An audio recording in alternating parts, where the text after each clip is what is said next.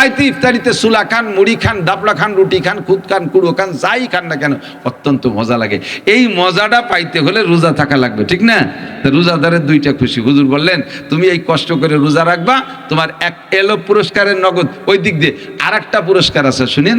হুজুর বলেন মান সামা রমাদান, যে ব্যক্তি রমজানের রোজা রাখে ঈমান আও ইহতিসাবা, সওয়াবের আশায়। কিসের আশায়? কয় যে হুজুর তাই আর কি রোজা আর কি জন্য রাখে মানছি, এত খাটনির রোজা এই কি সওয়াবের আশা আর ঈমানের সাথে ছাড়া কেউ রাখে নাকি? আপনি জবাব দেন হ্যাঁ। একজনকে কই যে তুই তো রোজা থাকতি না, আজকে যে রোজা, হয়তো চেয়ারম্যানকে বাড়ি ইফতারির দাওয়াত সেই জন্যই রয়েছি। চেয়ারম্যানকে বাড়ি তাহলে ও এমনি থাকে না, আজকে রোজাটা রয়েছে কি জন্যে? ঈমানের সাথে সওয়াবের আশায়। ও চেয়ারম্যানের বাড়ি ইফতারির আশায়, কতক্ষণ ঠিক না? তুই রোজা রয়েছিস, তুই তো থাকতি না। আরে ভাই বাড়ি যে বৈষম্য চলতেছে তা রোজা না থেকে কি করবো? রোজাদারকে যে কি আহ্লাদ, ওদিকে শেষ রাত্রি খাওয়া সব খাইয়ে থই, আমার জন্য তেমন কিছু থই না।